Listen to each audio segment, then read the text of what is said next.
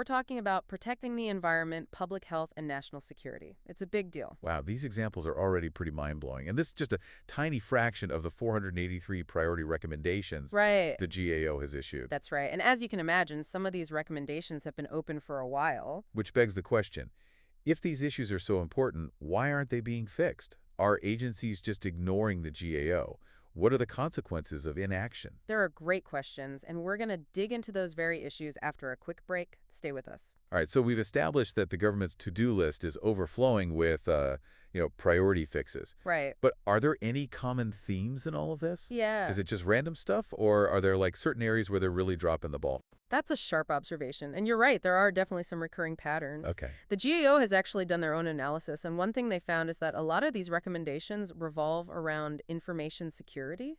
Well, that makes sense. Cybersecurity is a hot topic these days. Yeah, Not just for the government. right. Everyone's worried about hackers and data breaches and all that stuff. Right. So is it just about making sure government computers are safe, or is there more to it? It goes way beyond just protecting computers. We're talking about safeguarding sensitive data, critical infrastructure, and national security. These days, a cyber attack can cripple entire systems from power grids to financial institutions. That's scary stuff.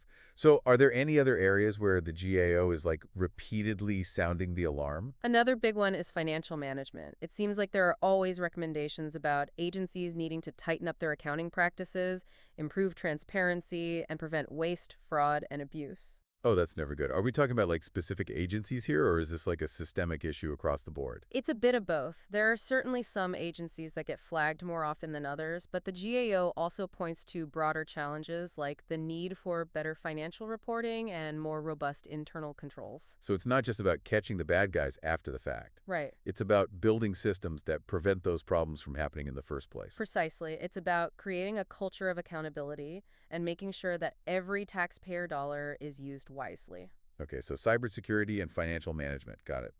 Any other big-ticket items on this recurring to-do list? Healthcare is another area that pops up frequently.